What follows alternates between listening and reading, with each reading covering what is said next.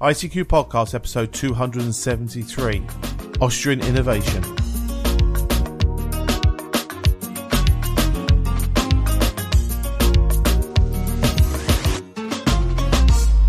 Well, hi there everybody, and welcome to this, our 273rd episode of the ICQ Amateur Ham Radio Podcast, supported this episode by Kenneth Dahl and our monthly and annual subscription donors. In this episode, Martin M1MRB is joined by Chris, Mike 0 Tango Charlie Hotel, Dan, Kilo Bravo 6 November Uniform, Ed, DD5 Lima Papa, and Frank, Kilo 4 Foxtrot Mike Hotel to discuss latest amateur ham radio news. Myself, Colin M6BOY, rounds up the news in brief. And this episode's features is first off a feature we recorded with the Austrian amateur radio group regarding the innovations of our ham radio, and also a US book review by Bill Barnes, November 3 Juliet India X-Ray. So that's Chris, Mike 0TCH doing the Austrian review, and Bill, November 3 Juliet India X-Ray with the book review. So thank you guys for helping us out with the features episode. Well, as always, it's our donors that keep us advert free. We'd like to thank Kenneth Dahl, who's set up a annual subscription donor to ourselves in the last few days. So thank you very much, Kenneth, for setting up for us. And of course, our monthly and our subscription donors for helping us out. As mentioned now, we're now 10 years old, and it's your donations that has kept us advert free. So feel free to visit www.icqpodcast.com/donate. Anything you can send away is always greatly appreciated. Well, now we join Martin, Chris, Dan, Ed and Frank as they discuss latest amateur ham radio news, including UK exam standards and a debate on the current status of the US Parity Act. Hope you enjoy. Well, hi guys, and welcome to episode 273 of the ICQ podcast and tonight's news roundtable.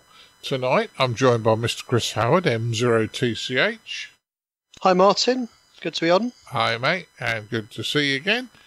We also have Mr. Dan Romanchik KB6NU in Ann Arbor, isn't it, Dan? That's right. Hi, guys. Yeah. In Germany, we have Mr. Ed Durrant, DD5LP. Good evening, everybody. Hi, mate. And also, back again from a long layoff, but still one of us, we have Mr. Frank Howell, K4FMH. Hi, Frank. Hello, good to be with you. I am portable from Mississippi in Brazelton, Georgia. Glad to be with you. Well, that sounds good. That sounds good. Well, we've had a lively discussion at the start of this, our pre-show discussion. So if the recording is anything like that, you're in for a good one tonight. We're going to start off. The RSGB Examination Standards Committee have produced a report showing the number of amateurs that have passed in the last 3 years and the percentages. So, Chris, do you want to go first on this one? Yeah, I can do, yeah. So it's interesting. So there's quite a large report. It's got lots and lots of information, lots of numbers. Just a few that we can sort of pull out, which are interesting. So, firstly, the number of people taking the exams are relatively stable, although declining slightly. So the foundation last year was around about 1,300 people, intermediate around about 600 people, and the advanced around about 250. So those numbers have slightly decreased over the last few years. But what's more interesting for me is actually the pass rate, so how many people pass that take the exam. So for the foundation, roughly it's around about 81-82%. The intermediate is 91% last year, 95% the year before, and the advanced around about 65%. So the big call out for me there is a very high pass rate at the intermediate level.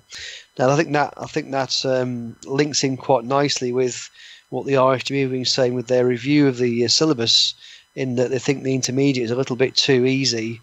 And we can talk a bit later about the new syllabus, but they're talking about perhaps taking some of the content from the advanced down into the intermediate to try and speed things out a little bit.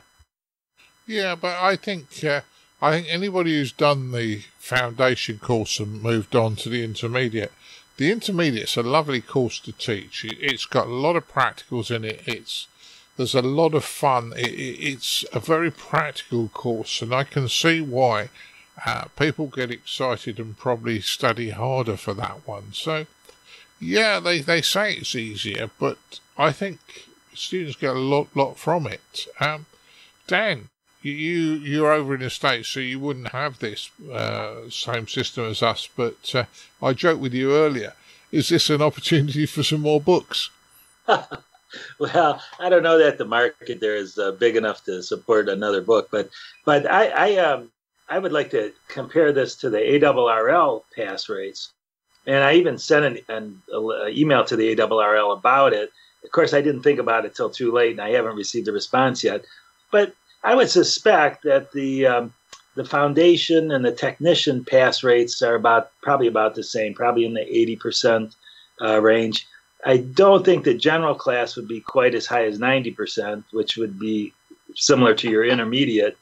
And I have no idea about the extra class. So, but anyway, it's interesting. It would be interesting to compare the numbers. Yeah. I'd say it looks quite an interesting one. Well, Ed, when we did ours, we only had one test, did we? So this is all new to us. Yeah, but we didn't have any practicals. Now, whether that's good or bad, I don't know. But, there are the practicals in the, as you said, mainly in the intermediate. But I believe there's some with the foundation in the UK as well, some kind of practical. Whether that's actually needed from a regulator point of view, I don't know. I suspect not.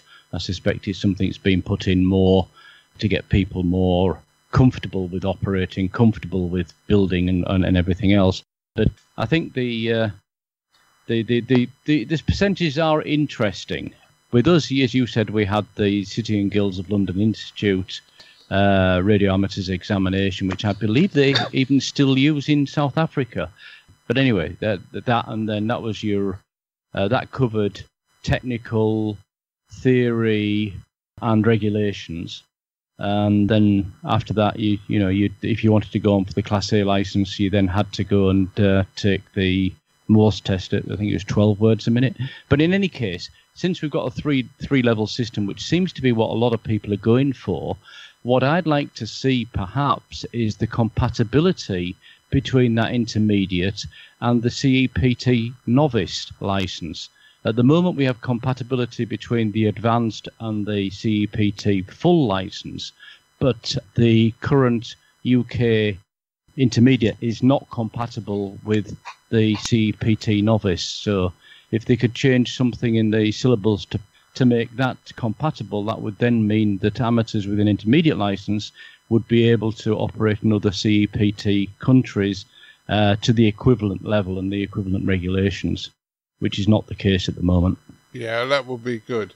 Frank, as I say, we've talked a lot about training over the years. What's your feeling on the numbers of people passing and the percentages? Well, a couple of things, Martin.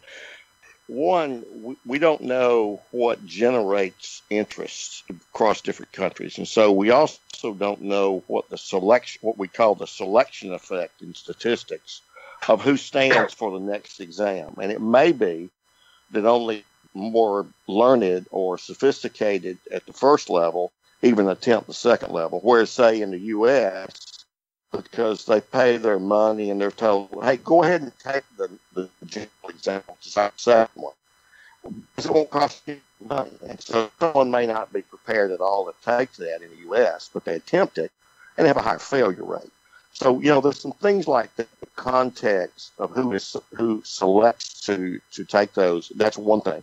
And the second, until we have a time series of data where we can see, okay, hey, Dan Romanchik has got his new international. Wow, when we release that, look at the increase in the pass rate. Until you got that time series, you really can't tell what these different effects are. So that's the kind of distributed. Yeah. You broke up a little bit on the Skype there, but I think we got that. I think you made an interesting point that the US license, you can tip up on a day they're running it, and you could technically take it 2 or 3 times, a technician license. Whereas in the UK, that exam gets booked, and it's booked like 3 weeks in advance, approximately, and the exam paper's sent out in a sealed envelope to the exam centre. So unlike when Chris and I did our American exams, we all sat in a room and it was very laid back, and we did our exams there. And when we started off on doing the technician exam, we sat next to each other and we had different papers. So it's interesting. It was a fair point. What you're saying is you can take it many times, so that's a good one. But it looks like the RSGB are going to release a new syllabus for 2019 for intermediate, foundation, intermediate and full licensees. So be interesting to see those, won't it, Chris?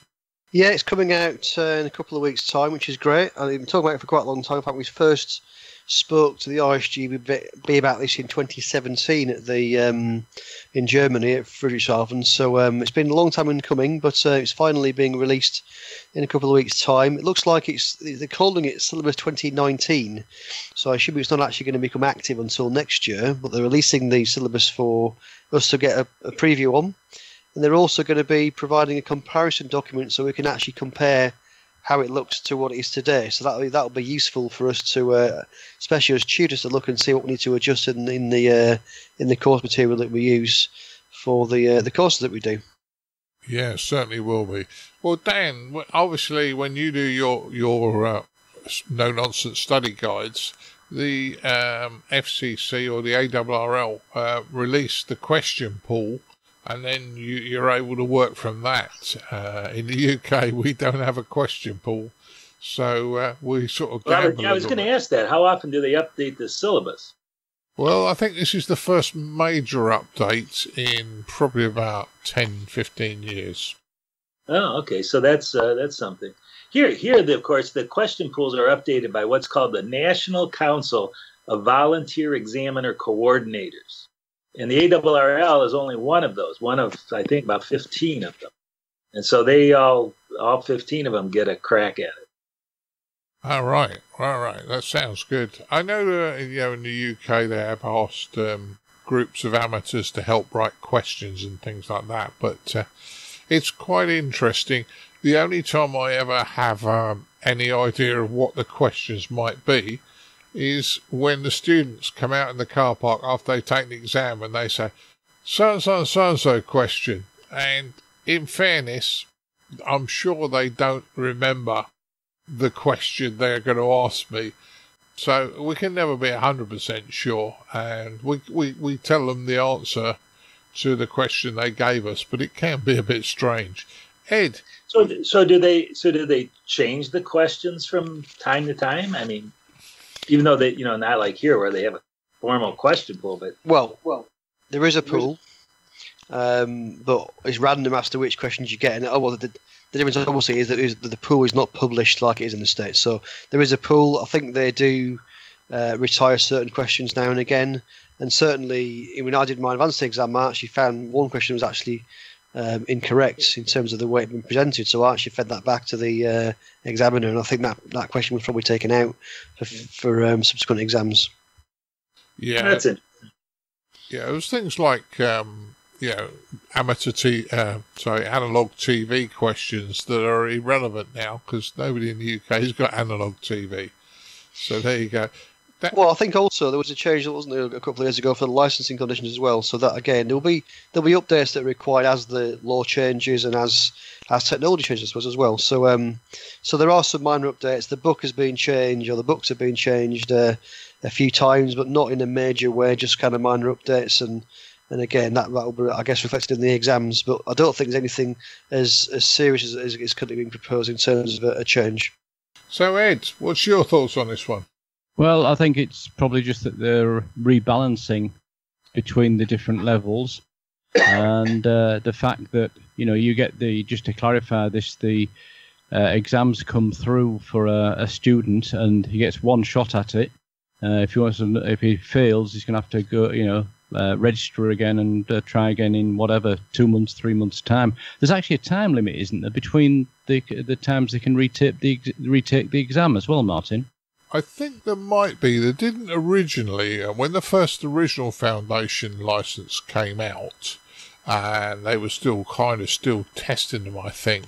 You could take it, and if you failed it on the day, they sent a second paper in with the envelope you weren't supposed to open, but you could then open it if somebody failed by 1 mark. You could let them retake another exam, and so that was an option, but that was a long time ago. Now, obviously, they don't.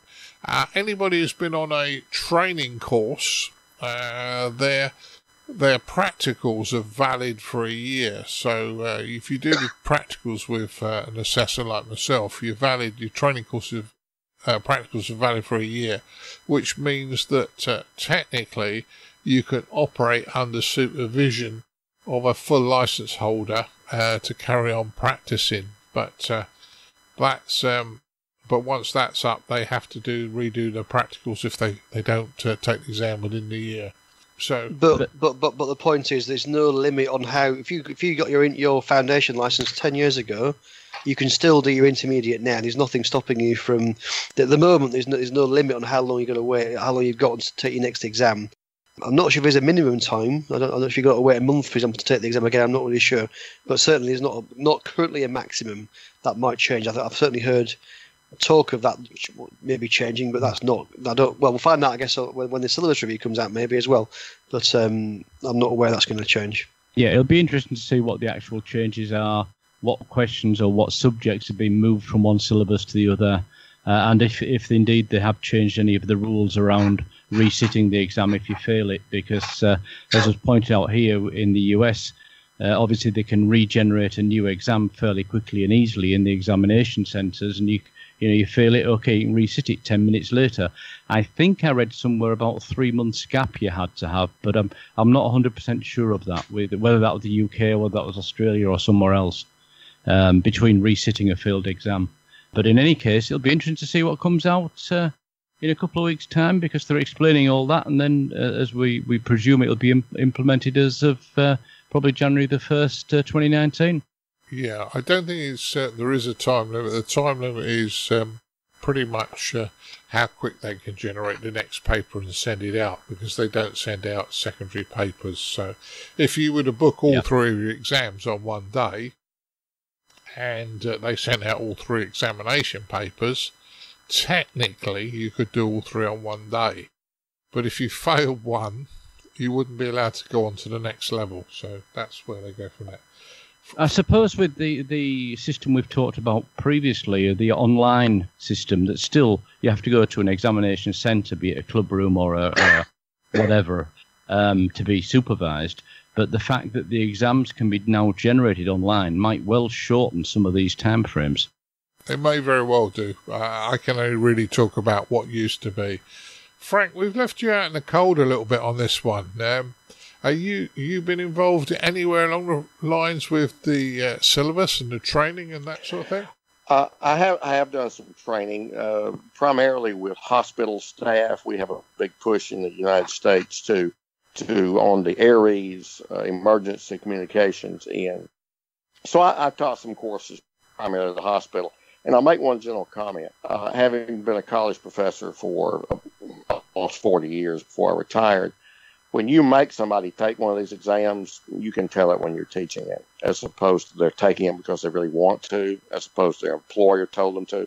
And so our pass rate, was not that great, probably high 70s, low 80s. But so, from a teacher's point of view, you didn't quite have the motivated base that you'd like, but that just makes you work harder. So, I have no disagreement with the comments made. I think part of that is just continuing to revise things, make them more relevant, dropping out the analog TV types of things and stuff.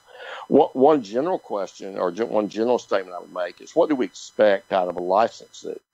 And there are times that we probably all heard, they've watered down the exams. These new licensees don't know how to operate. Okay. Well, what do you expect from someone that gets a driver's license to operate a vehicle? Should they be equivalent to Mario Andretti in a race car? Well, no. How do you learn? Well, you get your license to drive first and demonstrate, some basic understanding, and then you drive. What we're lacking to some degree is the continuity of Elmering post-licensure. And so that's why some hams, at least in the U.S., to get a license, they have nobody to coax them, nobody to call on, and they kind of never get on the air. That's a global kind of a perspective, and you can't put that in the syllabus. No, I agree with you, and I think looking after amateurs after they've passed is very important, and Elmering is very, very important. And in fairness, every time I have a student fail, I can have a whole group of students pass and one fails and I'm devastated and I can't help it. A part of me fails too, Martin. That's my feeling as a teacher. Yeah. Well, I feel very out on that one, so I agree with you, Frank. All right, moving on. A little interesting one. Thailand is now the third largest ham radio nation in the world, and it looks like it's decreased a little bit. Ed, do you want to go first on this one? Yeah, I don't think this is new. I think they have been for some time, actually, and it's actually interesting because for the last, I can't find it in the report here, but it might be the last 10 years, they haven't had exams for their intermediate or advanced licenses, only the novice, which would be the entry-level license. And at the moment they are, and I think they have been for a while, number 3 in the world. So Japan's got the most amateurs, then the US, and then Thailand. And currently they've got 101,763 licensed. But that's dropped off because in 2012 they had nearly 250,000.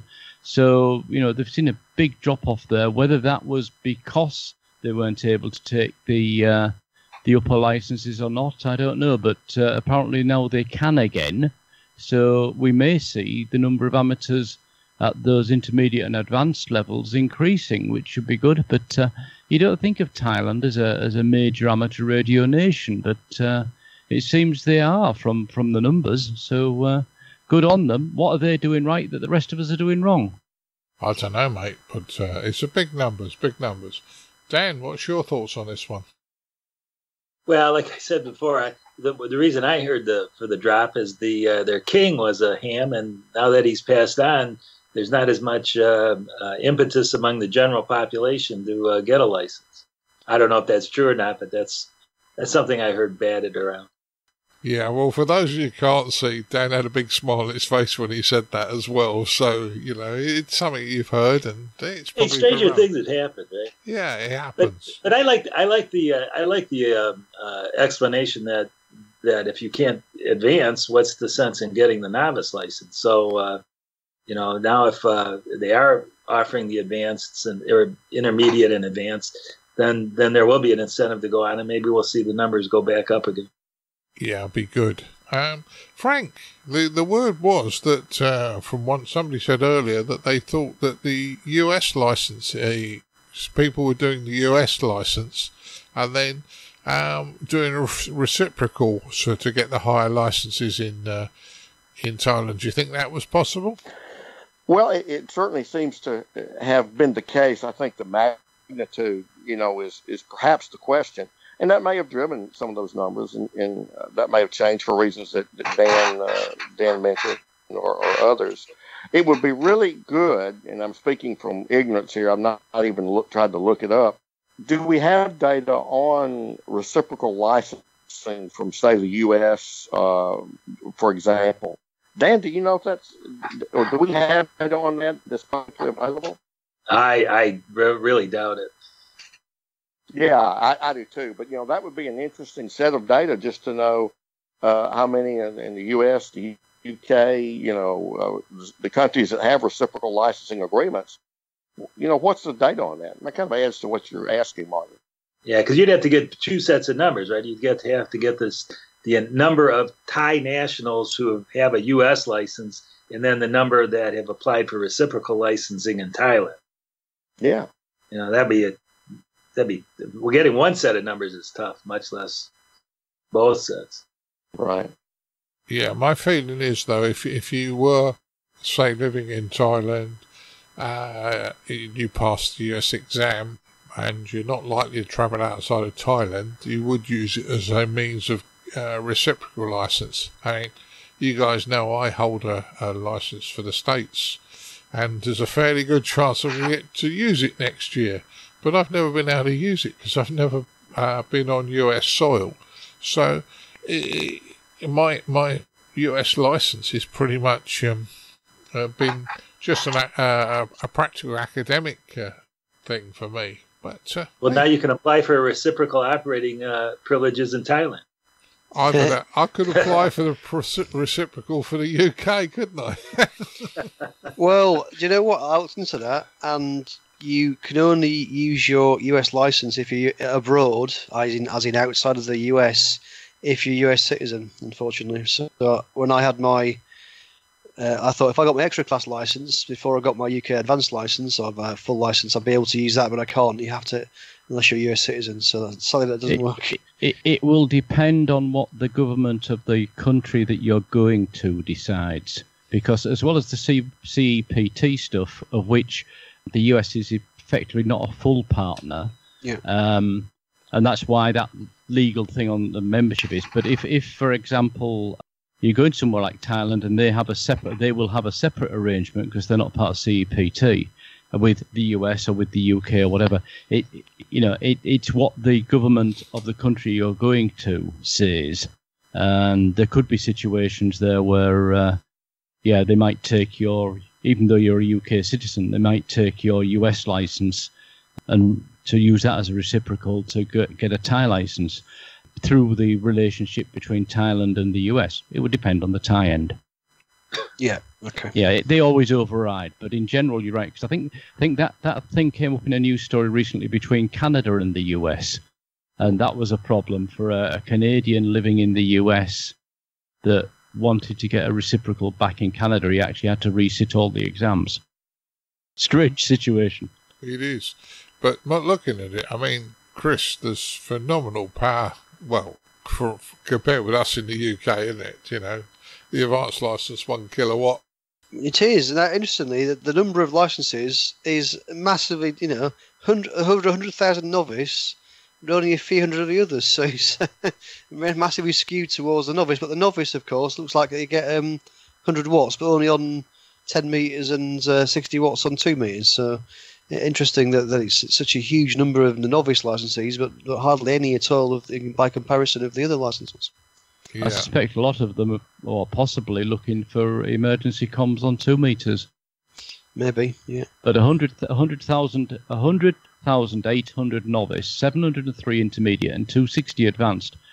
That is a big difference. Of course, as we're saying, the last 10 years or so, maybe longer, they couldn't get the intermediate or advanced licenses. So I think it was it Frank or was it Dan that said, why would you bother getting the novice license at all? Or keep it going if you can't advance to the higher levels easily anyway. Mm. Yeah. And the other thing is Thailand. So I was surprised it retired. So I wasn't surprised about Japan, particularly because obviously they're very large active amateur radio community. But Thailand has a little bit. I don't think I've ever worked a Thai station. I've actually looked it up. It's E2 is their prefix, and I've never worked an E2 station before. But I thought it's a long way away. But I've never heard them before. So I was interested to see that they're the third largest nation of amateur radio operators. Well, there you go. E2 is the call sign you got to work, Chris. And sounds like it. Yeah, and according to Dan, the numbers may have dropped off because the king died. So we'll leave it at that one. We'll leave it at that one. Okay, the next 2 news stories, effectively, we'll probably end up rolling into one because I'm sure we'll drift between them. But headlines for both of them. The RSGB retires AROS, which is the Amateur Radio Observatory Service, and is replaced by OAS, which was the Operating Advisory Service. So we kind of think that they were originally almost set up like the policemen of the band, and they haven't had very much success. But over in the States, the ARRL board adopts the Volunteer Monitoring Program. So, and the Official Observers Program has been retired. So kind of both sides of the pond, this same sort of thing's happening, but in different titles to the group.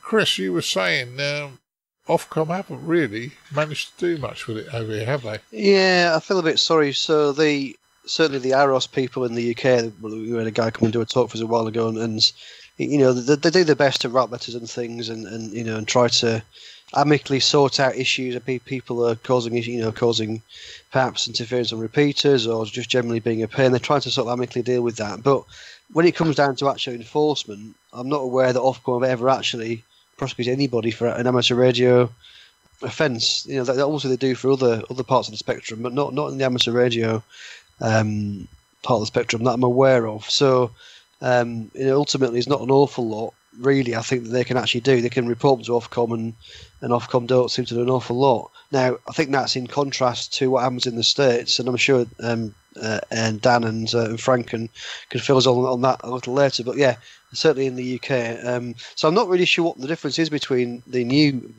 AROS and the new OAS will be, and hopefully they perhaps be more effective. But we'll have to wait and see, I suppose. Yeah. Well, let's see how it all happens. Frank, over your side of the pond, though, you guys are far more official, aren't you, on this sort of thing? You know, everything there with the league is advisory. You know, until it gets to the Federal Communication Commission, you know, it's still advisory. So we have to keep that in mind. The OO program, the Official Observer Program, was the one that's been around for some time. And it was each section, usually a state, but for the big states, you know, we have several sections. Each state appointed some OOs, and they're really what I call title collectors, where people, you know, hey, you want to be an OO? Oh, sure, I'll listen to the band. And yet it evolved into about three groups of people. One, you had the title collectors who, even on the eham.net, would say, I'm an OO, I don't ever do anything. So they were title collectors. Another group was sort of like the nosy neighbor who was always trying to peek in your windows and look and see what was going on. And they were the ones who kind of, if you were 10 minutes and 10 seconds into a QSO and you ID'd, they'd send you a postcard.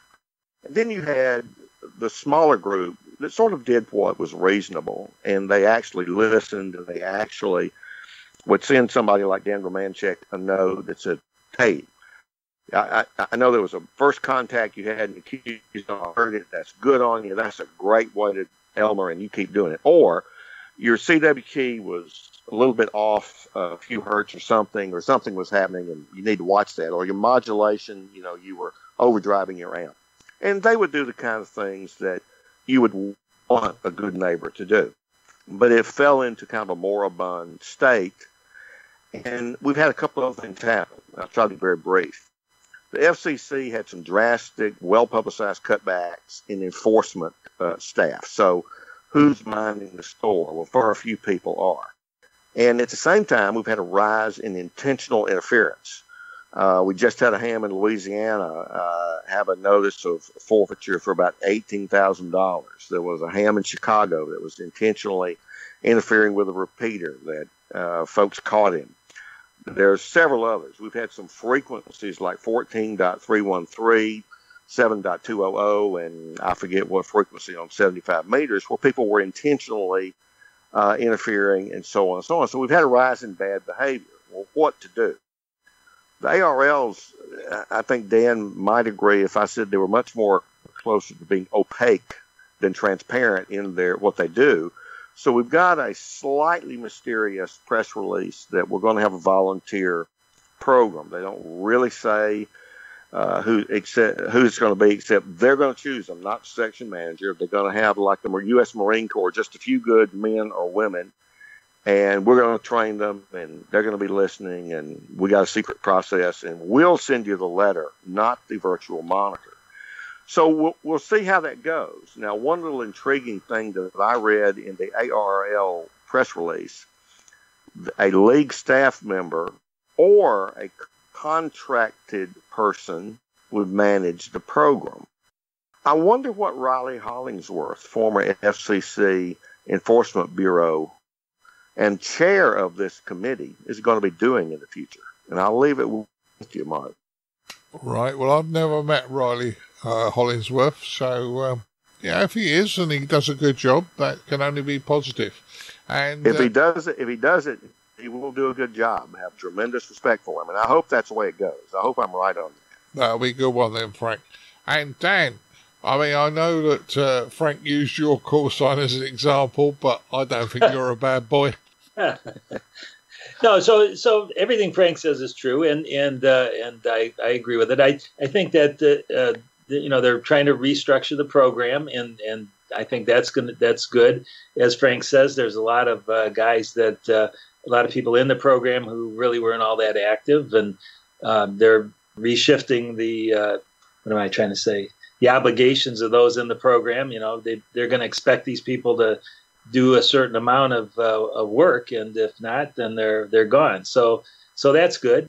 Yeah, if they do get an independent contractor or some headquarters staff, I suppose that'll work.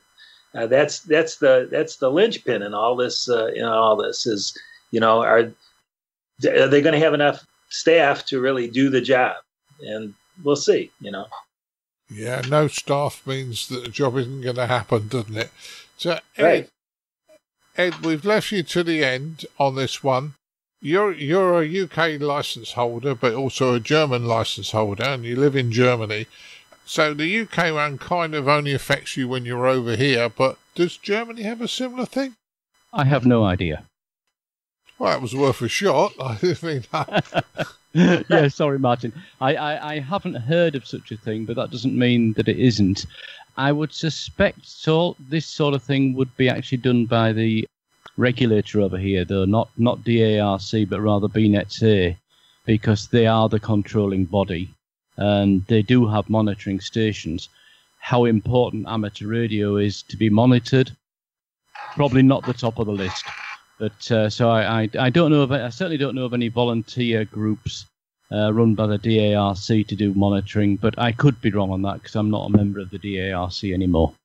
All right. Well, it's just I was kind of thinking you guys probably wouldn't need this sort of situation because the German nation does seem to be very good at rule following. You come up with a rules or a law and you follow it very well. So from the few times I've been to Germany, so maybe you wouldn't need it. That's one way of looking at it, but I don't think everybody follows the rules over here either. There's always some bad apples. Yeah. Well, as I say, you might come across them in the UK, but I think they'll probably be not publicised who is actually going to do this. So, yeah, both sides of the pond seem to be doing the same sort of thing at once. So that's good. That's certainly good. Well, moving on. I'll just say one other thing about this, and only because I've seen comments to this effect. So a lot of the guys who are currently OOs were really kind of upset about this, not necessarily because of the way that it's being structured, but because of the way it's just sort of been come down from on high.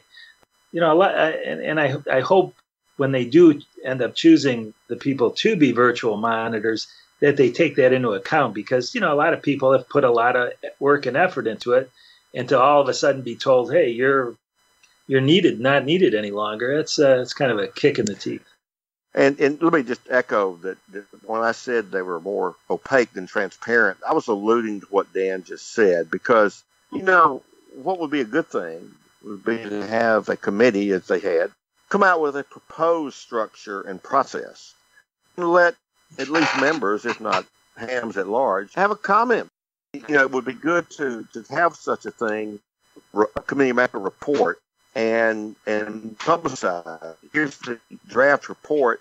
We're going to take 60 days or 30 days or some period of time for at least ARRL members or hams at large to comment on it. Because, in a committee, you can get groupthink going on and you don't see the 800-pound elephant sitting in the corner. And so having that public comment period, and it would allow for what Dan is saying, is that some OOs who have been in the system for a long time to say, oh, well, that's an interesting idea, but did you think about X, Y, and Z? And so you need a little vetting of this. But the way this has come down has been prototypic for the league lately. It's come down from on high, as Dan has put it, rather than it being something that you can get a little grassroots, appeal from. Anyway, I wish they had done it slightly differently. It may prove to be wonderful. As Dan said, we'll just have to wait and see. Well, I suppose they need to review it regularly to see if it's working. They need to review it to see if it's worthwhile doing, I would suggest, because it's all very well putting a system in place, but you may find that the effort of putting a system in place is too costly for the limited amount of interference you may get. And I say may get. So there you go. Right, moving on. This is more of a European story, but the Norwegian MP complained about DAB radio in Norway being a tragedy. Ed, do you want to go first on this one? Yeah, can do. I think most listeners to the broadcast know that we don't think an awful lot about Dead and Buried, the digital radio solution that's been forced onto people across Europe. In this particular case, in Norway, they've done a very drastic thing, which is they shut their FM stations off. They even prosecuted an FM station for not shutting down on time. And so they've only got DAB in many parts of the country. Parts of the country they have it in, unfortunately, they don't have the coverage they used to have with FM. So they've now actually reduced their number of people that are able to listen to the national broadcasts. Their listening figures are down. And some people simply can't get the national stations. They've pulled the plug on it. But the main point about this is the person that in this particular report, read the show notes, is from the Centre Party.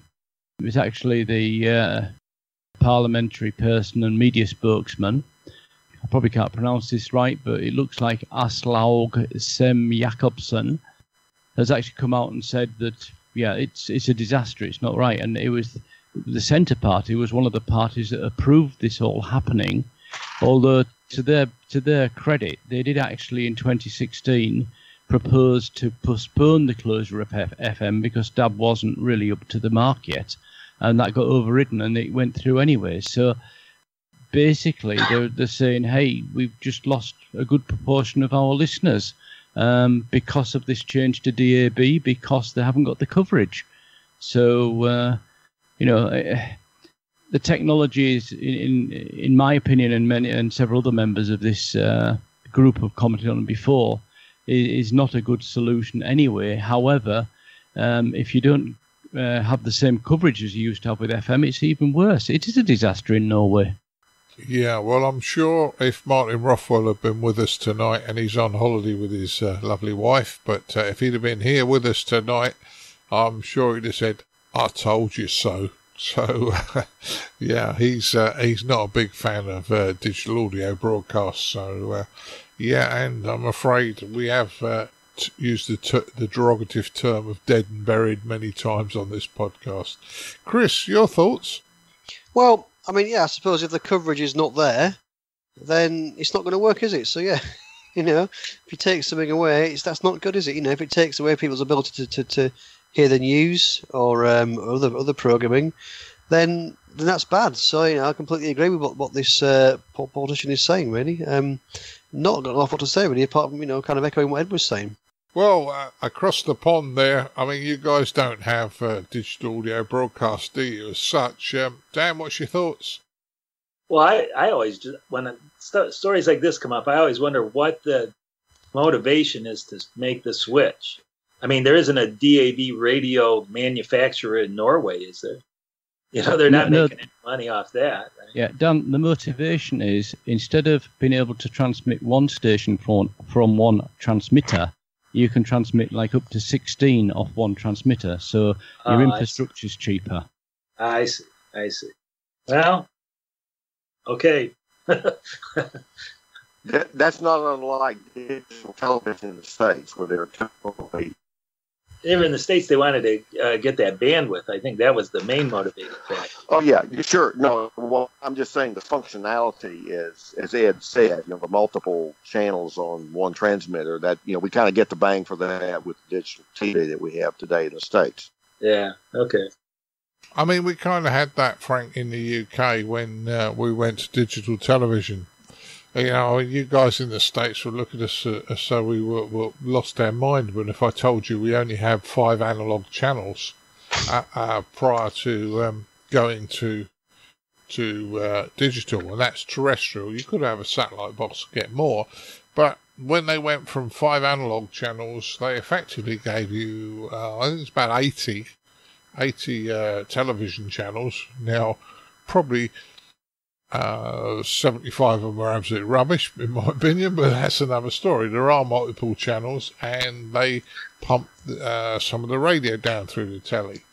But if you look at going to digital radio as opposed to using the broadcast FM band, what they're actually doing is they're giving you more radio choice, but they're quite obscure and the sort of things that most people probably wouldn't want to listen to anyway.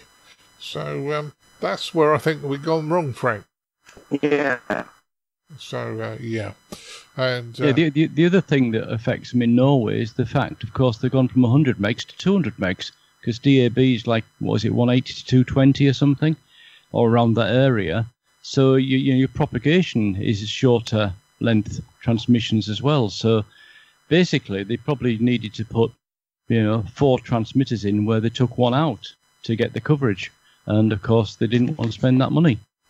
True. And it's never going to happen in the States because you have the 1 1/4 metre band that we don't have. So, yeah, all the time we have DAB on the horizon over here. Us amateurs in the UK are never going to get 1 1/4 metres, though. Never mind. We won't get the 220 band. But it's interesting to see how politicians now changed their mind and decided on this one. Okay, moving on. I think Dan and Frank are probably going to discuss this one at length. The Parity Act options open despite removal of Defence Authorization Act. So the Parity Act got taken out of your military thing. So, Dan, over to you first. Well, so there may be options, but a lot of hams here in the U.S. are saying good riddance because a lot of us don't think that wording went far enough, or it was worded in such a way that there was really no teeth in it for radio amateurs. And in the show notes, there'll be a link to the opinion of one guy who is a lawyer working in this field, and he explains in pretty good detail why this was a bad idea to start with. So I think that's from the opinion of some of us is there may be options, but with the current wording, none of them are good options. Right. I would totally agree with that. I think Dan's hit it on the head. Fred Hopgarden is the lawyer and ham and book author that he's referring to, and that would be a good jumping off point for someone who's perhaps not read on that. I'll add this. The National Defense Authorization Act of 2019, that was slipped into the House version by Representative Kinzinger of Illinois as a favor to Joe Courtney of Connecticut, and there was a third person whose name escapes me is a woman who is a representative, and it was that amendment, and that was kind of done in the dead of night, if you will. There was no publicity that was going to happen, but frankly, I contacted my Senator Roger Wicker and let his staff know that I certainly did not support the Senate, including that in their version of the NDAA, and it was not. The way it was handled was Senator Nelson of Florida, who has received contributions from the CAI, which is the lobbyist for the HOA industry in the United States, and he said no. Let's don't adopt the House language there. It's Section 1083 in the NDAA, and the House dropped it. And so that's sine die, and as you said about DAB, dead and buried in the NDAA. However, the original ARPA Act is still in the subcommittee in the U.S. Senate. It's already passed the House. And Senator Nelson is against it, and Senator Wicker chairs that subcommittee.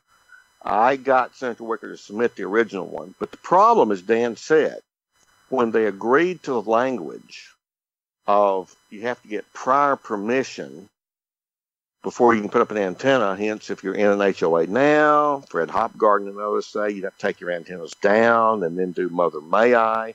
And then there was no absolute requirement for the HOA to ever respond to you. And so I contacted Senator Wicker and told him I couldn't support that. And I explained to him why, for a couple of reasons. If you look at the two people for the ARRL who's been handling the negotiations, Chris M0TCH, the in-house lawyer, if you look at his QTH, he has not one but two shiny beams, two towers. You look at, so if he's in an HOA, the HOA doesn't mind. And you look at Mike Lysenko, he lives in almost a zero lot line, as we would call it in the U.S., kind of a row house, in which if he's got antennas, they're kind of in the back of his house. So you got the two people doing the negotiating with a hired firm, McCarthy and Associates in Washington. They aren't affected by this.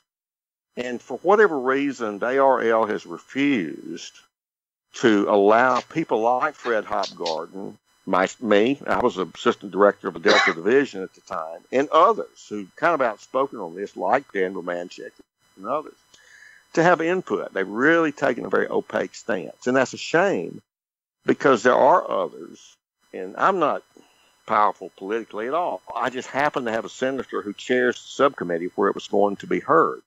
And I tried to get that submitted. So the bottom line is the league, if they would reach out to hams, they would have a lot more capability of getting things done, and it would result in a better process. But frankly, I think the league just wanted to show they were doing something, and I could be wrong, but that seemed to be what I got out of it. So it's still alive in the Senate.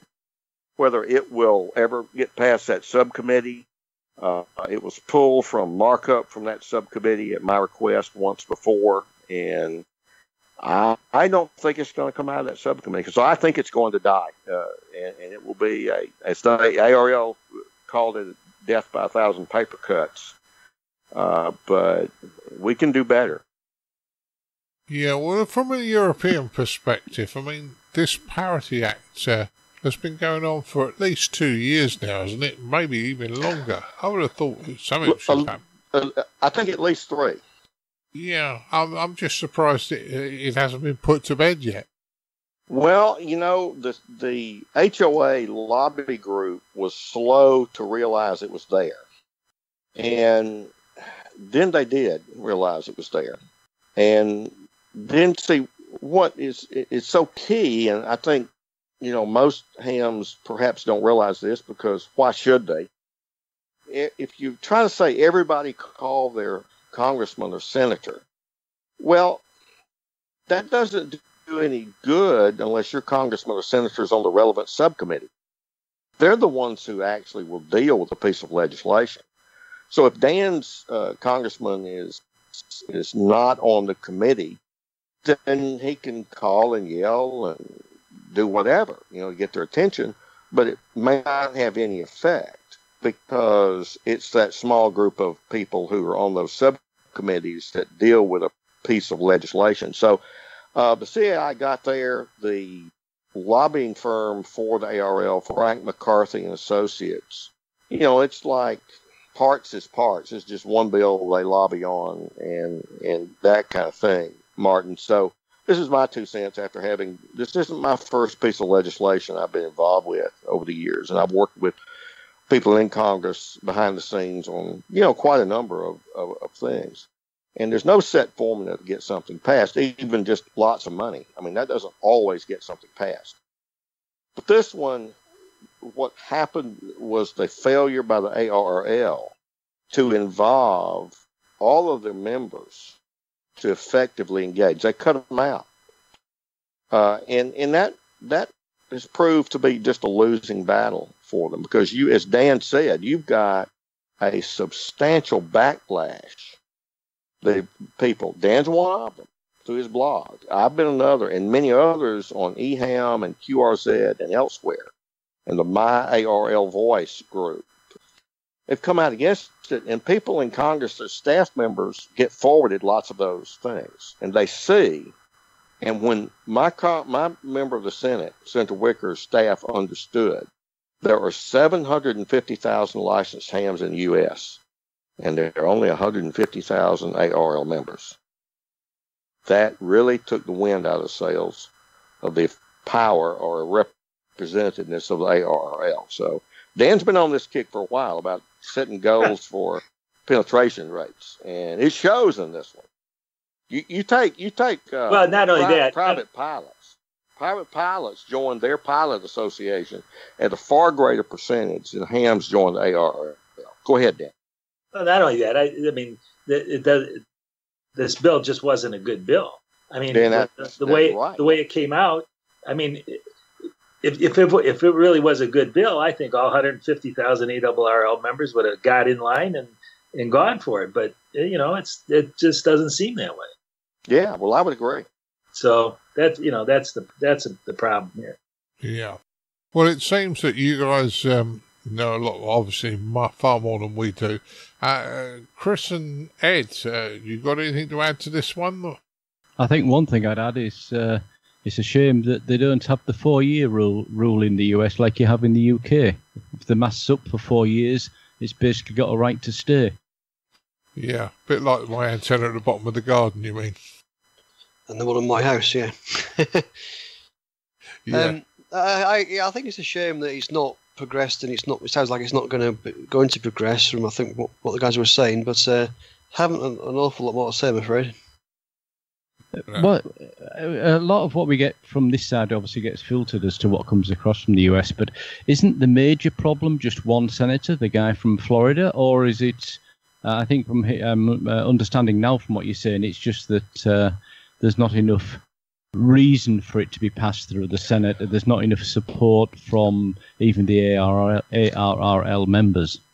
Well, there's twofold. The current language, which the senator from Florida got the ARRL representatives to agree to, was this prior permission. You got to have a mother may I. Because right now the HOAs just say no antennas. And the original ARPA was saying you can't just say no. You've got to say why. And that makes it reasonable in a legal standard. Well, that was at least a start, and I could support that. If you just had to give an answer that said, why can't you put up a wire dipole? Now, you can say, we don't want a tower. Okay, that's why, but it's not just no antenna. So the original, it at least got it away from just saying no without a reason. Okay, so but Senator Nelson got that done. Now, in that, he agreed to you got to get prior permission, which would make current hams, according to Fred Hopgarden, the ham lawyer that Dan mentioned, you'd have to take your current antennas out. So, see, mine are in my attic, and I have one UHF, VHF that fits over a vent pipe on the roof that even the plumber who installed it can't pick out the pipe that's the antenna. So mine are fully consistent with my HOA. I have a small Wellbrook loop out in an alleyway behind some evergreen trees, and I'm going to claim the over-the-air, what we call OTARD. I like late-night AM talk show. Yep, that's my ticket, and that's why I have it out there. And that will be my defense. So in my case, to be consistent with this law, if it were passed, I'd have to take even my attic antennas down. I'd have to take the vent off my vent pipe. I'd have to take my little loop that literally sits 1 foot off the ground behind some evergreen trees. I'd have to take all that out and say, Mother, may I? And that was why I was against it. I said, that's bad law, because if I don't do that, not only am I in violation of my HOA, I'm violating federal law, and technically I could lose my life. I mean, I'm violating one of the federal laws involving my license. So that was why, and I concur with Dan, it was bad bill at that point, certainly. And now you've got the ham split where many are against it. A few with the league are for it, but it's not going to get there because people like me have a senator who they're going to listen to their constituents, and they kind of don't care who the ARRL is. I mean, look, my senator staff person used to be at the FCC, and Senator Wicker hired her to come over and work for him when he became chair of the subcommittee on technology that gives oversight to the Federal Communications Commission. Do you know she told me she'd never heard of American Radio Relay Leagues? I had to explain to her who that was. and she'd worked at the FCC. So sometimes we hang out, particularly if we're affiliated with ARRL, we kind of think everybody knows who we are. But it's just not like that bar in Boston where, everybody's your friend, and the ARRL is just not that powerful when it comes to the FCC or society at large. So that's the problem, is it's, as Dan said, it's a bad bill. And now you don't even have the politics that you could have in favor of it because the league has been so heavy-fisted, they've turned against it. Right. So, let's say, a lot going on there. I'm going to pull the plug at that point in time. And, as I say, I'm sure we could go on half the night on this one. But, as I say, still very interesting and some good insight from both you, Frank, and Dan over in there. So, all in all, I think quite a good one.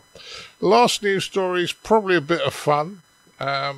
Dan, stop smiling at me. I'm not that gullible, honest. Hey, I'm reading the item right now. This is interesting. Yeah. It's the title is Spiders and Space Weather, and it talks about spiders seem to be able to propel themselves into the air using electric fields as propulsion. And, Ed, you were talking a bit about this as well. So, go on, Ed, you go first. No, the only thing I mentioned was that there is research going on new propulsion methods for spacecraft. And I believe one of them was related to solar fields or electrical fields in space. So the fact that they're coming up and saying that the spiders already use this kind of capability is probably reasonable. And it's, this might be the way that in the future our descendants will fly around the galaxy. And perhaps NASA can farm spiders, and we can get, they can powering spacecraft in the future.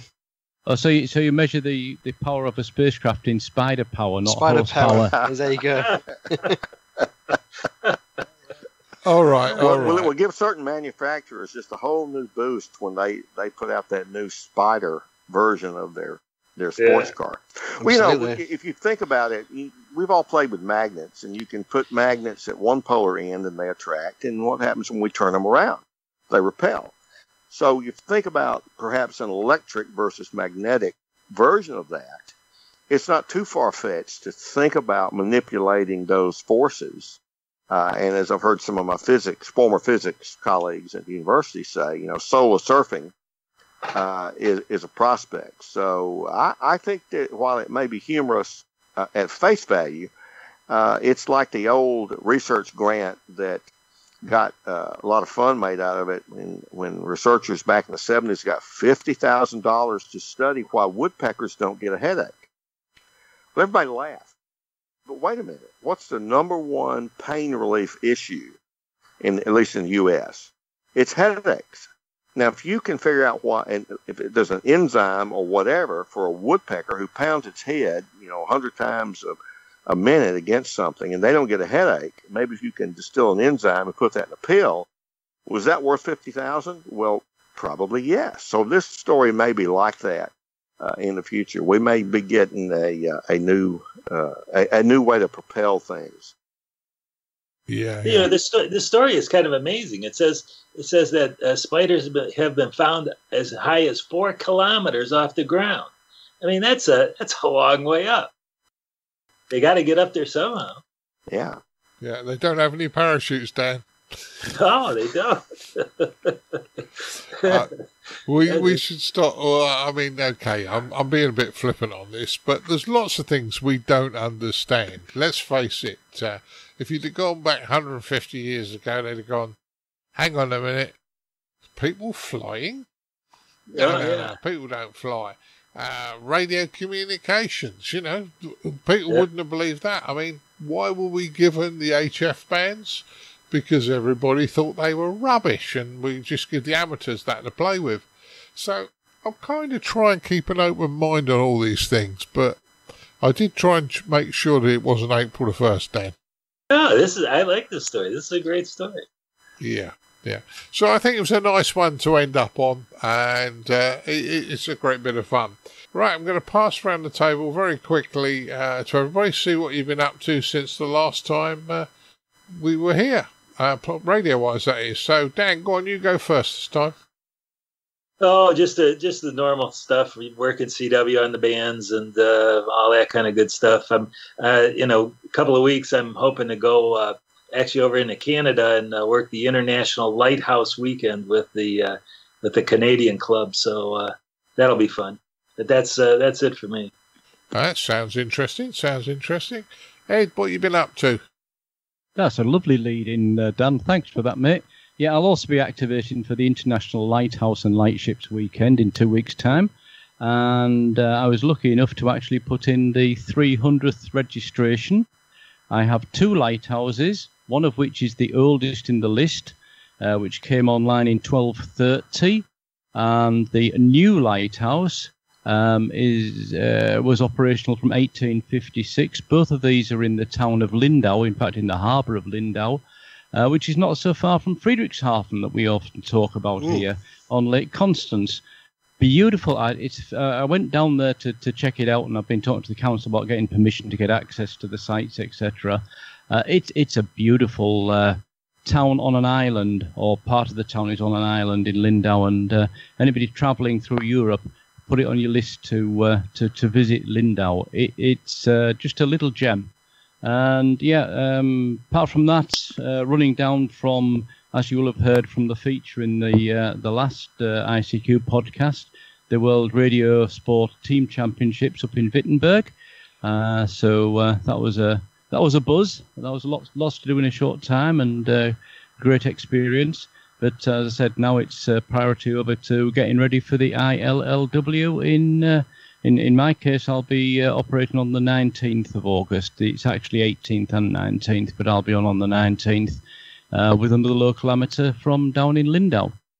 Yeah, sounds good. And I can agree with you 100%, Ed. Mrs. B and I spent a day on Lindau Island. Absolutely gorgeous. One of the most gorgeous places I've ever spent a day. So I can confirm that one. Moving on, Frank. I'm leaving Chris till the end because he often does lots of what I do, so we'll sort of pretty much run into each other. But what have you been up to radio-wise recently? Several things. Continuing building my electronic workbench. I built a couple of RF samplers to fit onto test gear, for pulling out signals and things, and working on a set of bandpass filters for 160 to 10. Kind of prototypes. They may go into production with a company somewhere that doesn't currently have them. I've got an FT891 HF rig and a LifePo 20 ounce Biano LifePo battery and a small vertical, all in padded canvas cases that I can kind of put in my vehicle and go portable. And been doing a little bit of that, and plus tinkering with a little work on where hams are. I've got all the ham licenses from year 2000 through 2017 for the January slice, and I'm geocoding them, and I'll know where they are and what counties they're in and all that, as well as clubs. I've been looking at the concept of club deserts, places in the U.S. where there's no effective radio club within practical distance, and trying to figure out what the limits of that distance is has been something. And I've got about 35 clubs that have given me data for where the club members are. So I'll put those on a map and draw some circles with a computer and figure out what's the maximum distance that people seem to drive or that kind of thing. And then we'll kind of look at where some of those things are. So I'm doing some research on hams in addition to playing ham radio. Right, that sounds really interesting, and knowing where the clubs are and that is be really, really useful, Frank. So that sounds really good. Right, Chris, go on. What have you been up to? Well, actually, firstly, a slight correction. So just a slight addition to what I was saying earlier. Thailand have got 2 call sign privileges, E2 and also HS. Just sort of add that on there. In case anybody was wondering why they mentioned that. So what I've been up to? Been to the States recently, a couple of weeks ago. I was over there. My friend's house. He just bought a house in the Blue Ridge Mountains, which is on the border of Southern Virginia and North Carolina. So I was there for a week. and set up a 40-metre dipole, and actually worked a little bit of HF while I was out there. Worked a few states, worked Delaware, I seem to recall just off the top of my head, Maryland and Alabama, so that was quite nice. And I was operating as W4/M0TCH while I was over there. So that was good. What else? Well, things we've done together, Martin. So we've both been recently to HMS Belfast. Very, very busy weekend last weekend with the school holidays. And last night, what's today? No, that before, Monday night, we had our... normally on a Monday night as a club, we go to a Scouts hall and get together, but the Scouts need to use the hall, so we couldn't use it that on Monday night. So we went away to Epsom Downs and we did some operating, didn't we, Martin? And someone turned up in this. One of our other presenters turned up, didn't they, Martin? Yes, Mr. Edmund Spicer turned up. M0MMG turned up. So he'd driven about 50 miles, Chris, to get to us. He did. Well, nice to see you, Edmund. It's a nice surprise. So yeah, I think Edmund enjoyed himself as well. So that was all good. So that's pretty much me. So okay, as Chris said, I went to HMS Belfast with him and thoroughly enjoyed that. It was a great day out. I did manage to get to a rally. Went to the McMichael rally and had two very good things going on there. Met lots of people I know, and I went with Tim, G4YBU, who Tim says, Martin, is there anybody you don't know in amateur radio? Because as we were walking up and down the stands, I was talking to all sorts of people I knew. So I think that was fun. But the most interesting thing we bought, Tim and I, we bought a 4-metre FM 4-metre rig, an ex-PMR rig, converted and programmed up between 70.3 and 70.5, 12.5K spacing. Absolutely brilliant. Set for 12 watts, about the size of a baby CB with a speaker microphone. And I've certainly worked about 50-60 miles on it via the mobile whip, and had various contacts around, so that was quite good. While I was there, I spoke to a number of people, as I said. I spoke to Stephen Waters. Stephen, you're a listener, and I will contact you shortly and have a chat with you on a couple of other bits and pieces, so that was good. Tim then took me on to the CDXC AGM meeting, and I met a few people at the CDXC meeting. I went as a guest, and I must admit, enjoyed it, although I'm not a big DXer. And while we were on the Belfast, I gave a card out, an ICQ card out, and the gentleman gave me a card back. And this is Barry Davey, and he's a Chelsea pensioner. And for those of you who don't know, if you're in the military and a pensioner, you can live in a place in Chelsea. And Barry is interested in radio, so very nice to talk to him the other day, and very nice gentleman. So a big call out to him. So I think guys, the beauty of this is that we're getting out a bit more and meeting people, and the feedback seems to be really good from what you guys are doing. So all in all, it's been fun the last few weeks. So I'd like to thank each and every one of you for joining me tonight, because I think we've had a good discussion. I'd like to thank Mr. Chris Howard M0TCH. Yeah, cheers guys, another fun one. Mr. Dan Romanchik KB6NU. Thanks for having me, as always. Yep, and Mr. Ed Durrant DD5LP. As always, good fun. Thanks a lot. Okie dokie. And Mr. Frank Howell K4FMH. Good to have you back, Frank. Listen, great to let me shout out to Leslie Butterfield. We want to see you back, and I want to know how to port up to Dunker Pork Pie, sir. Right, well, we'll find out, and we'll get you with Leslie at some point in time.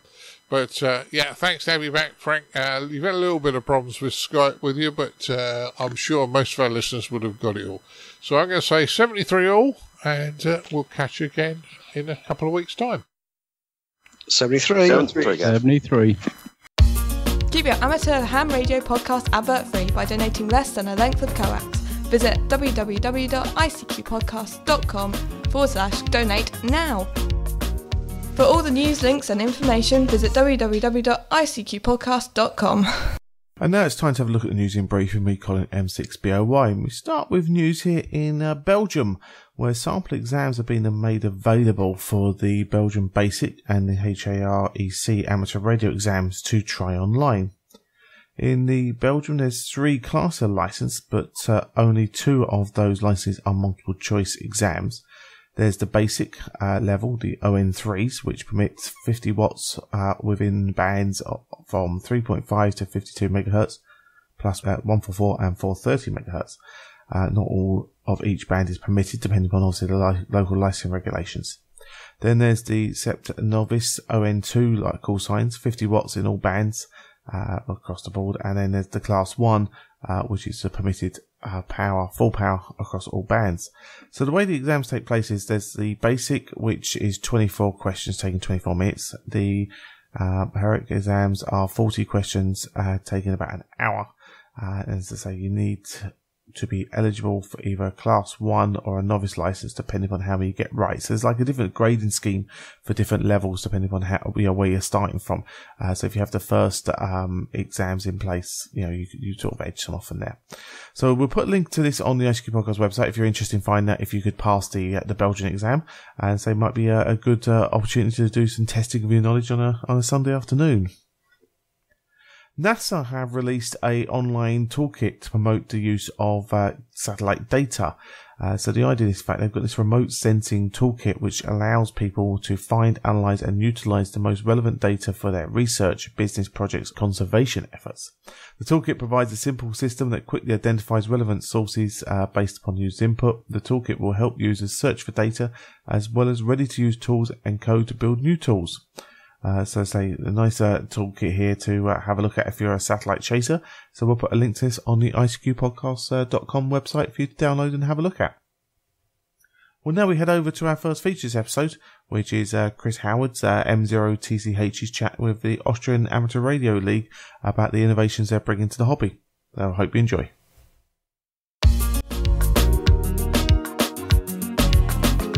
And now what you've all been waiting for, this episode's feature from the ICQ podcast.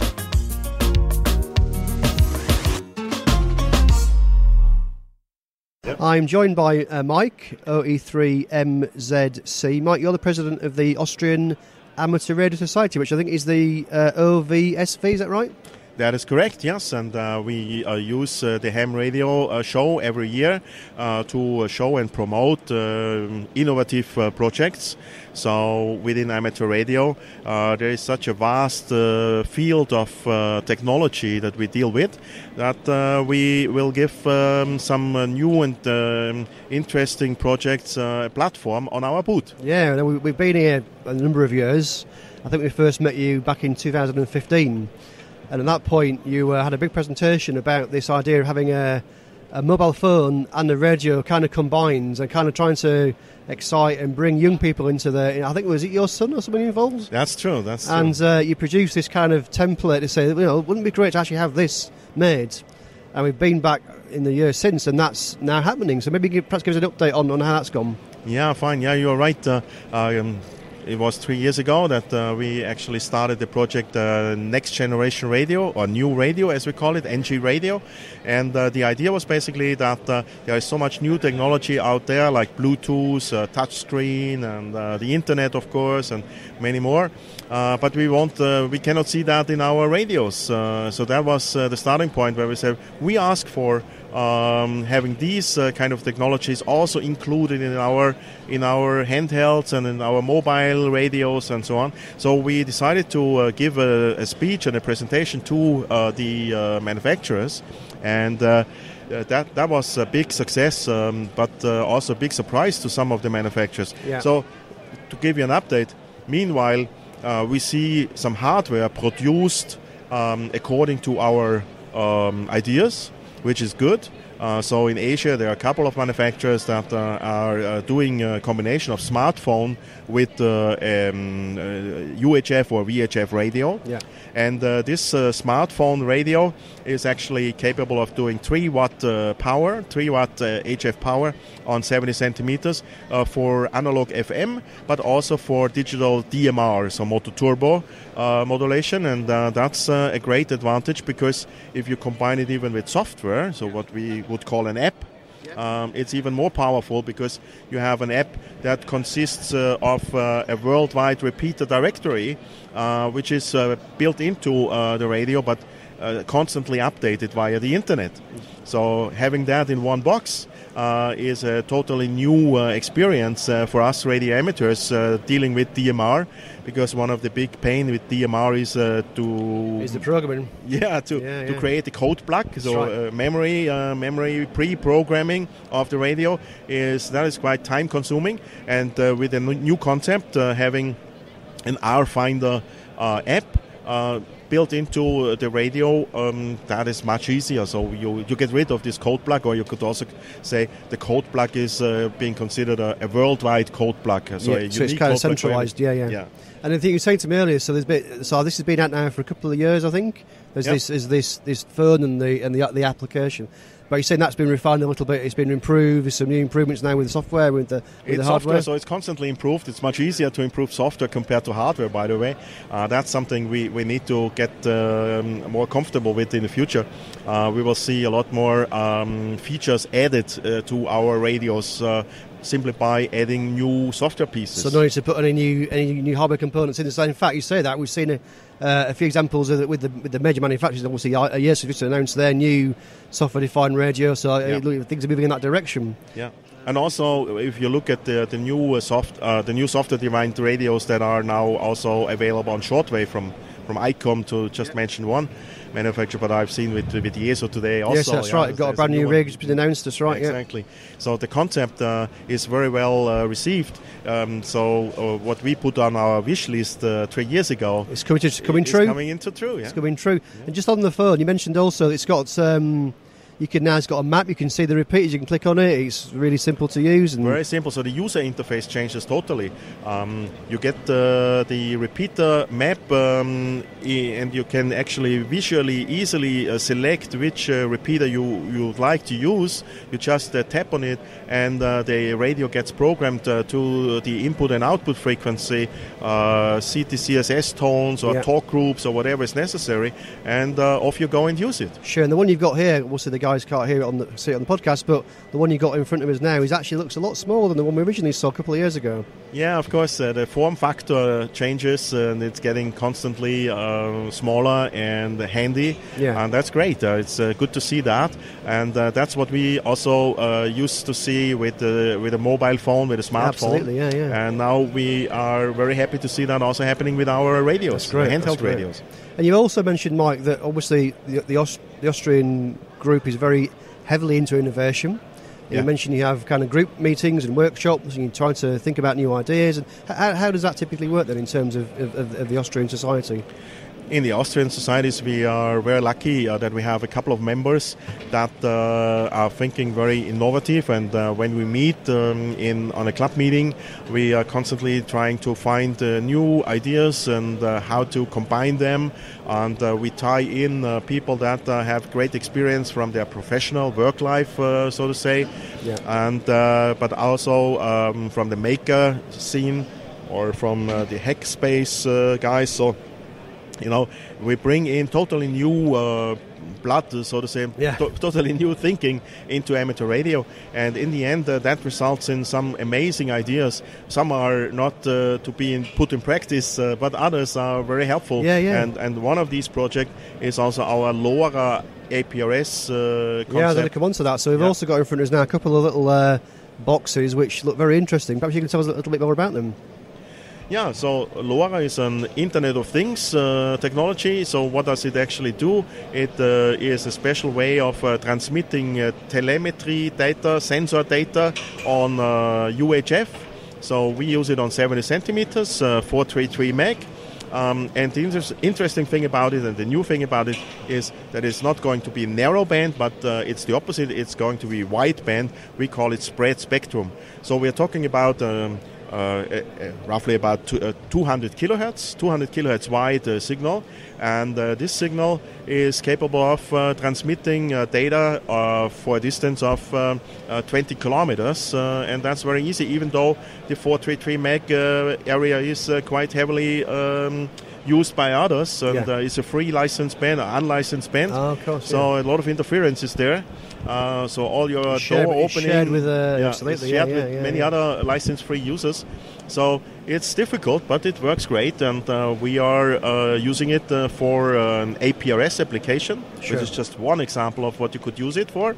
So APRS, transmitting your position, transmitting your data of the weather station, transmitting data of some short messaging data, like also using it for a pager-like application. So it's these kind of things. And you were saying it was two-way, so you can actually send and receive. Yeah, actually, it can do both way. It can go both way very easily. And since it uses so low power, we're talking 20 milliwatts. Sure.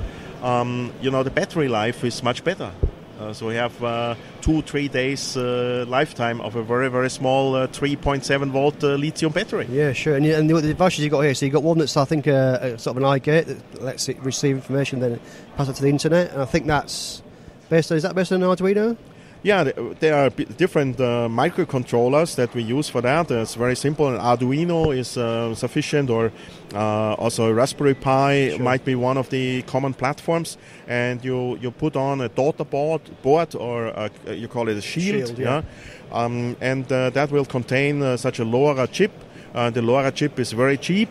Only we're talking €1 per chip, cheap, so if it drops down, you probably don't even pick it up.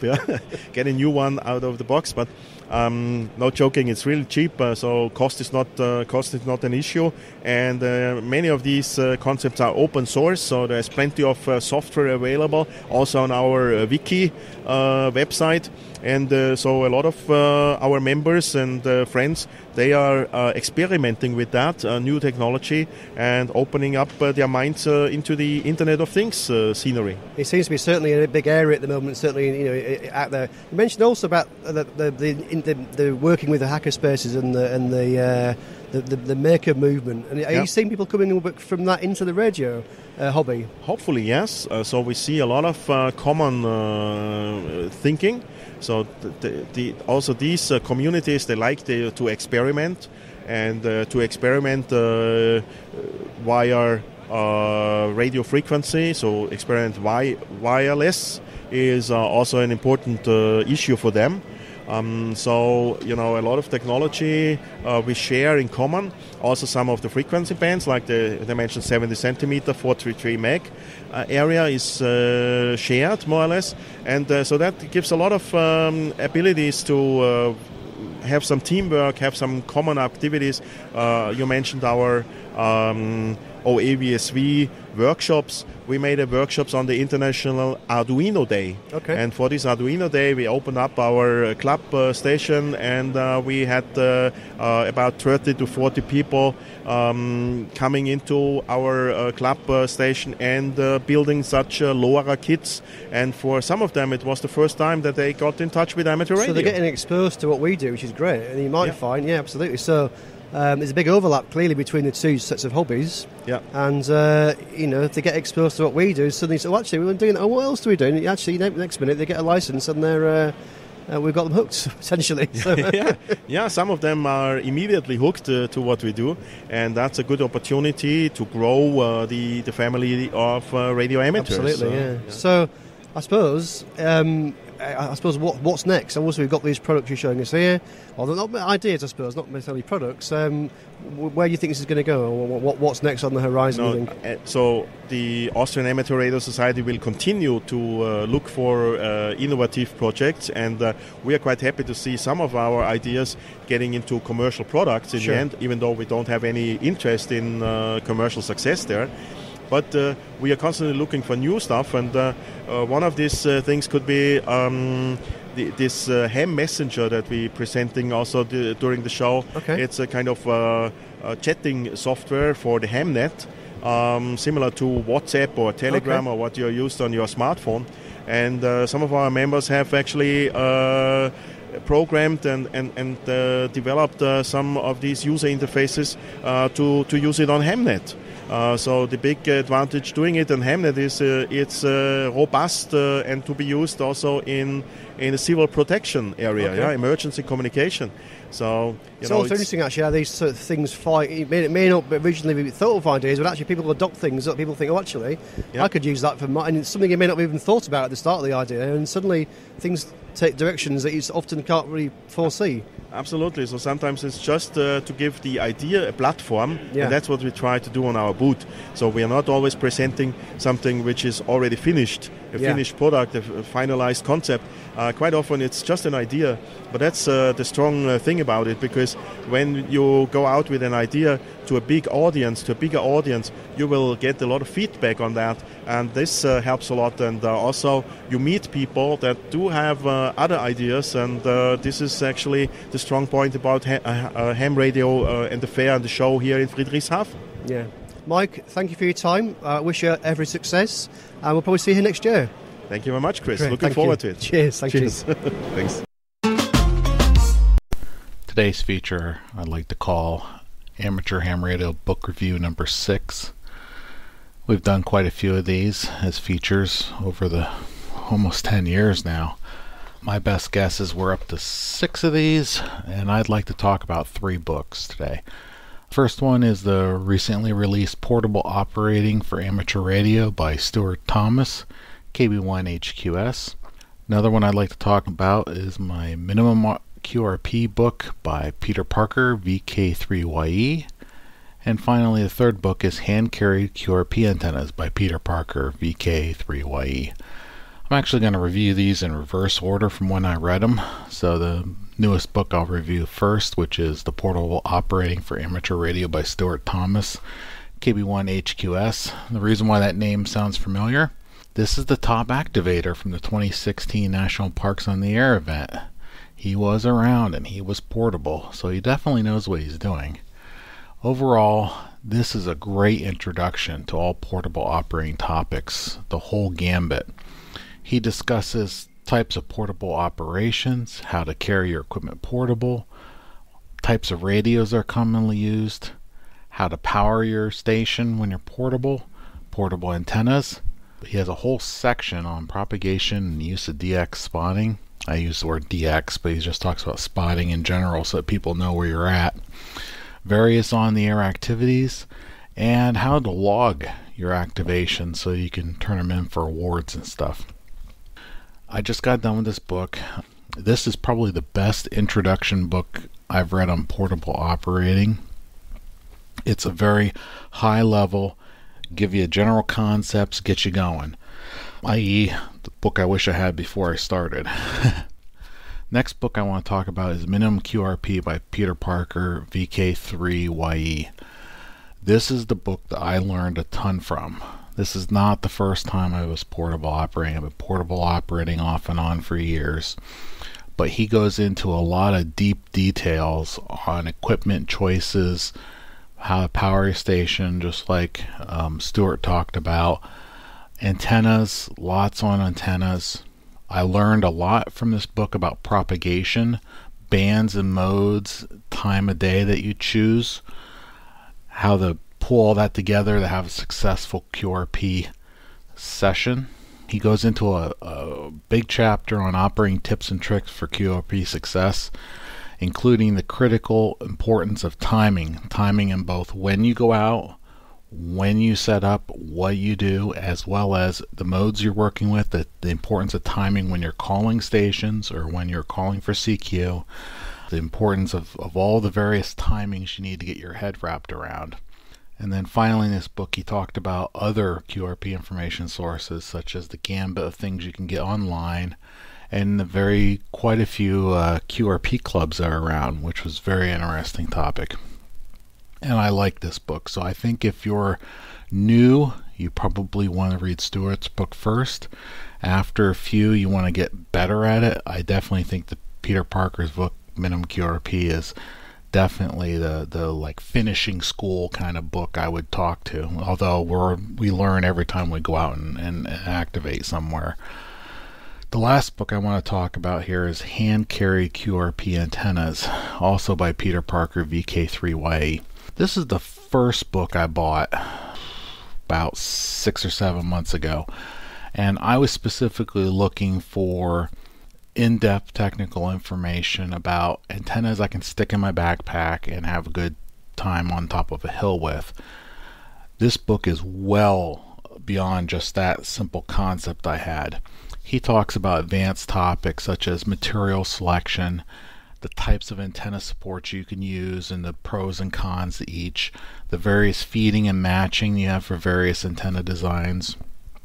He also goes into a whole bunch of portable HF antennas with quite a few suggestions. One that I actually built in the backyard just to try out was the 20-meter delta loop. I haven't messed with a delta loop in 15 years, but because he talked about the in-depth information on the delta loop, I was able to have pretty good success with a antenna I threw together in about 20 minutes. Likewise, he talks about end-fed wires, link dipoles, verticals, wire verticals, the whole gambit of antennas. He talks about the pros and cons to each, and like I said, this is an advanced topic book. I really liked it. I learned a lot because I knew a lot about, before I read the book, I knew a lot about dipoles. I knew a lot about off-center fed, Wyndham style antennas. This was just another take on things that you can build or even go out and buy in some cases, and why you would use certain antennas in certain situations. Very, very interesting book. He also did a whole chapter on something I've never tried, which is HF pedestrian mobile. I don't want to ruin the surprise, but it's a very fascinating topic about how do you make an antenna effective that you're carrying while you're moving and not be a trip hazard, not be a snag hazard as you're going, and the various kinds of tips and tricks around that. And a very interesting chapter, even though it's something I never tried. So that's my brief review on these 3 books. All 3 are good books, and that I basically am giving you a suggestion of the order. The Portable Operating for Amateur Radio by Stewart is definitely the great intro, intermediate level book.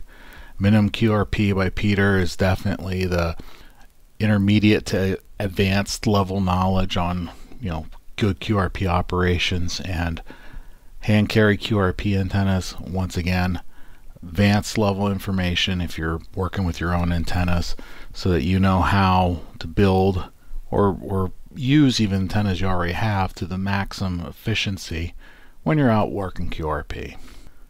So that's my summary of those 3 books I read over the past 6 or 7 months, maybe a little bit longer. As always, there's a lot of great stuff out going on in the world. Have fun with whatever you're doing with amateur radio. 7 threes.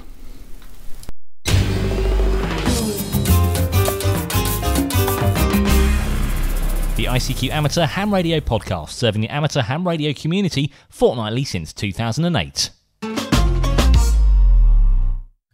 Well, everybody, that just about wraps up episode 273 of the ICQ podcast. As always, we'd like to thank the guys who helped us out with our features episode. Bill Barnes, November 3, Juliet India X-Ray, for his book review, along with Chris Howard, Mike 0 Tango Charlie Hotel, where it was an interesting chat with the guys there from Austria. So, as always, we hope you enjoyed the feature. Thanks as well to our donor this episode, and of course donors are really important to keep us advert free, along with our monthly and subscription donors. Kenneth Dahl set up a annual subscription as well to us, which is greatly appreciated. We'd always like you to consider us by visiting icqpodcast.com/donate. Anything you send our way is always greatly appreciated. Thanks to Chris, Mike 0 Tango Charlie Hotel, Dan, Kilo Bravo 6 November Uniform, Ed DD5 Lima Papa, and the returning Frank Howell, Kilo 4 Foxtrot Mike Hotel, for taking part in the round table there. We really do appreciate you there being there with us. and having a chat with us from there. Well, Dad, I know, as I say, we're now starting to get ready for UK Hamfest, aren't we? Which takes place in about 6 weeks, and the ICQ podcast will be there with a sizable team this year. So certainly an opportunity for people in the UK who are going to UK Hamfest to pop along and say hello, isn't it? Certainly is, and yeah, we will be at the UK Hamfest. I'll also be bothering the Irish about a week before that because I'm out to visit you, and I'm sure that the local amateurs in the area and the Waterfords, well, pretty much all over Ireland because the repeaters are interconnected, all be chatting to me. So quite happy to do that. Looking forward to that. And yeah, we've been a bit busy recently, and I hope it shows in the podcast figures. Exactly. Have you been playing 4 meters recently, Dad?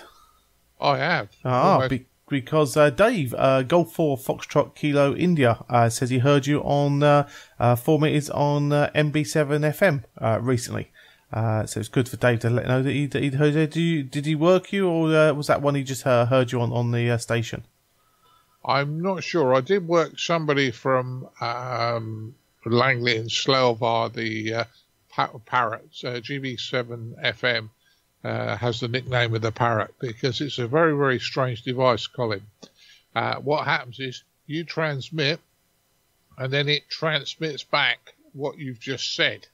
Now, it's quite strange, and then the other person transmits and transmits back what they said. Now, it's quite strange because if you could work them simplex, you actually hear your own stuff coming back and their own stuff, you hear them twice. So that's a good excuse. If you hear that, then work the person simplex. But yeah, I would say that GB7 FM's a good 60, 70 miles from me.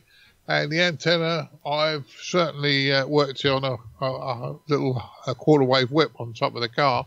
So with running about 12 watts. So that's quite good there, I'd suggest, Colin. Oh, perfect. Well, isn't that great to hear? As I say, that setup's working nicely. Well, talking about setups working nicely, it's time to check to make sure that you've got tea bags and chocolate biscuits ready because it's time to make Mrs. B a cup of tea. Yeah, sure have. I've filled the kettle already, Colin. Just got to switch it on.